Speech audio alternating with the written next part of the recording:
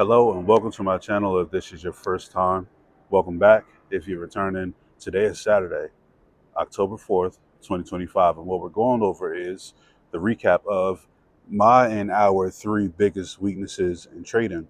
So mine were doubt, mistrust, doubt slash mistrust, impatience, and greed. I'm going to go over how I tackled all three of those in this video. And at the end, I want you guys to get in the comments, talk about your three biggest weaknesses in trading and how you plan to tackle them. And if you was here for the last video, get in the comments to talk about how you attack those three weaknesses this week, how you become more disciplined in your trading, and what you plan to do in the future.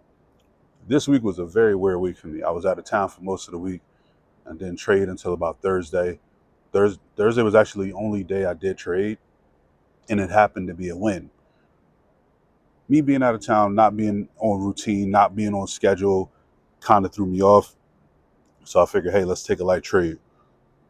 The doubt, mistrust, I was able to tackle that by trusting my system. When I saw my setup, I executed, and it was a win. Happy about that. I was patient. I waited for my setup to show, for my entry signal to fire, and then I got in. So good with that. Greed, I had my price targets marked really strict.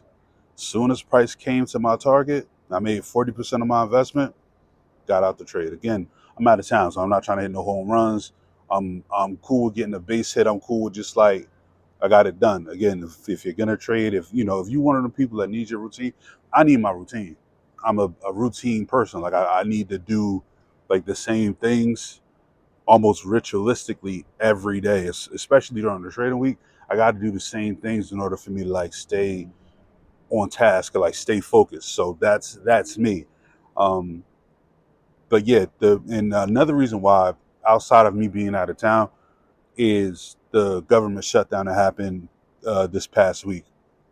Regardless of what your feelings are on it, the government shut down, and that affects the stock market somewhat. The rumors of the tariffs, are they on? Are they off? If they'll affect the market, how they affect the market, if they affect the market, the uncertainty of it all. They say uncertainty isn't good for the market. Uncertainty isn't good for traders either. Like myself, like I pay attention to a lot of the news, financial and otherwise. So I'm thinking this might affect the market in some way, shape, or form. Maybe not at all. Who knows? And it reminded me of a subject that Robert Kiyosaki talks about in Rich Dad Poor Dad. Stay tuned because that's going to be a thing too. Probably at the end of this video, I don't know, but it might be. So in the book, he talks about the Chicken Littles of the world. And if you're unfamiliar with Chicken Little, story of a chicken that was sitting under a tree, an apple falls, hits him on the head. Chicken Little gets it in his head, oh, the sky's falling. It's the end of the world. So he run around screaming, the sky's falling, the sky's falling, the sky's falling. What Robert was talking about in the book is that there are going to be Chicken Littles that run around saying that the sky's falling, that this is the end. And in terms of the stock market, oh, the market's going to crash. This is the end. The bubble's going to burst. All that. Then you got people saying, oh, the market's going to boom. It's on a bull run forever. Like they're going to be chirps from both sides.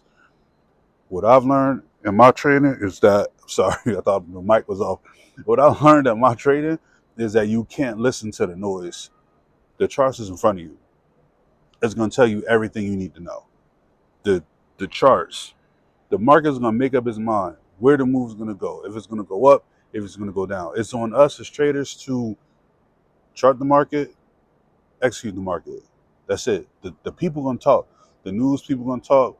The people on X and all these other social media outlets, they're going to say what they're going to say. Watch the charts. Mark going to tell you everything you need to know. See the trade, take the trade. That's it. So I was able to tackle my three biggest weaknesses in trading. And just because I was able to handle them this week, don't mean that those demons are conquered. No, that this is going to be a point of emphasis, a point of discipline going forward in my trading until I'm able to have more confidence than doubt and mistrust, until I'm able to have more patience than impatience, until I'm able to be more disciplined in my trading than greedy in my trading. Like these are going to be three things that I consistently work on. And when I stack up enough bricks, then those weaknesses aren't paramount anymore. Those get moved off to the side, and then I'm going to find 3 more areas in my trading that I can improve on. There's always ways to get better in trading. So I'm always looking for ways. Where am I deficient at? Where am I weak at? How can I improve? So right now is doubt. Right now is impatience. Right now is greed.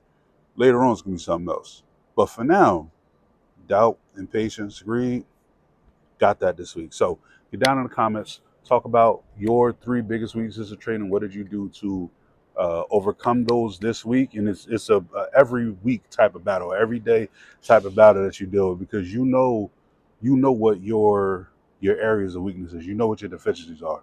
So I don't want you to think that just because you did it this week, then you good. Or if you failed at not conquering those demons, if you were, let's say I was doubtful, mistrusting, let's say I was impatient, let's say I was greedy, that don't mean it's over. It just means that 1 out of the 3 or 2 out of the 3 or 3 out of the 3, I got to get back on next week.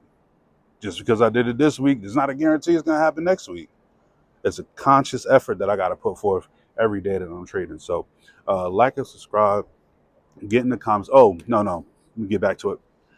I want you to like and subscribe, get in the comments, and do all that. But I am starting a book review club on financial literacy. Just financial literacy. This is a perfect time as any to get into it. So the reason why I'm doing this is because not only are we learning how to become better traders to make money, we need to know what to do with the money once we make it.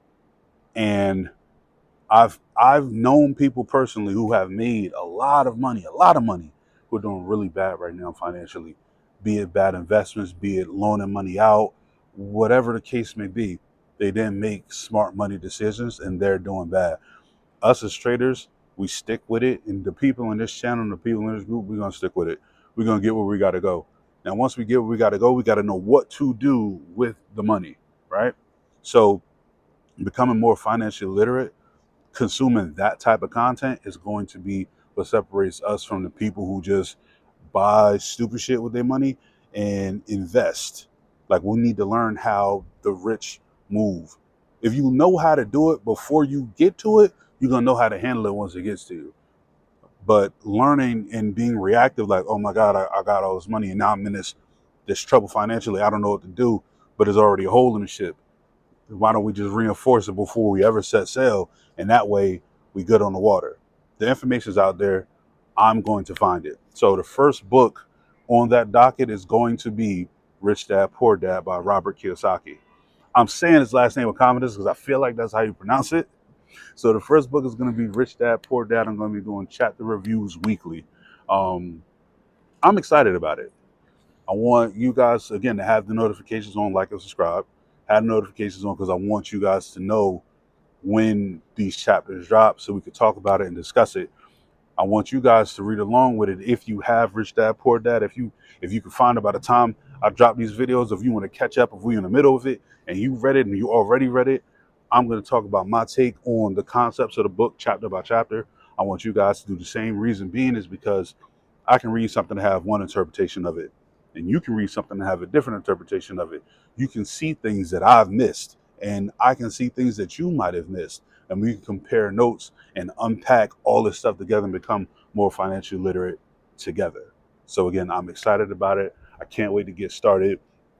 I'm going to start filming this very soon. So I want to be able to have that and drop that and have that as an additional part to this channel and for the content. So until next time.